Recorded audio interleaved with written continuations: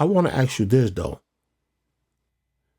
and we both can. I think we've touched bases on this before. How people use sex as control. Do you think that really happens? Absolutely. Okay. If it's a friends with benefit situation, the man could say, well, if you don't do this or just be committed to me or, come when I call you, then I'm going to cut you off. And a lady would say, if you don't give me this or this and that or whatever, I'm going to tell your wife we've been having sex such and such long or this and that. So it could be used as control on both parties, depending on whatever they're getting out of it. Right. I agree with that. Because I think, it's definitely a form of control because, like you say, people withhold it.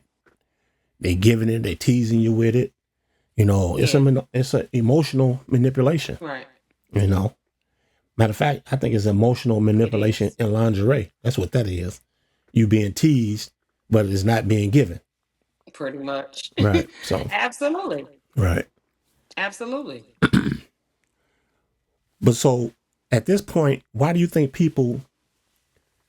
a lot of people open up after the sex act? Maybe because they feel like they may not know it, but you really didn't share your soul with this person. Mm-hmm. Without words. You did it with physical touch. Yeah, I agree with it. I agree with that 100%. When you intimate with someone and those souls intertwine, that's damn near like a bond. That's like a bond you and that individual share. It is. When those souls intertwine like that, when those fluids exchange, and it's like that's like a bond that is almost like a bond that can never be broken. You can break it, but you have to pray and ask God to remove it. Like your soul that soul tie has to be broken. Because that's why when you get with somebody else, you'll still be thinking about the person because your soul's still connected to them. But I mean, it may sound easy, but for some people, it's not that easy. Because now here comes the comparison. You're no longer with that person. It's a spiritual thing. It's not physical.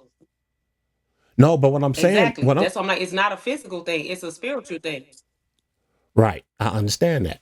But what I'm saying is when you with someone physically, right? And you become digmatized. Right. Okay. Now something happened down the road. You're no longer with this person. Now you move on to someone else. Right. Now here comes the comparison. Now your new person is not doing it like the old person was.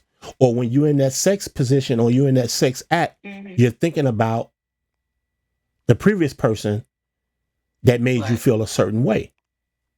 But now your new person not making you feel that way. Right.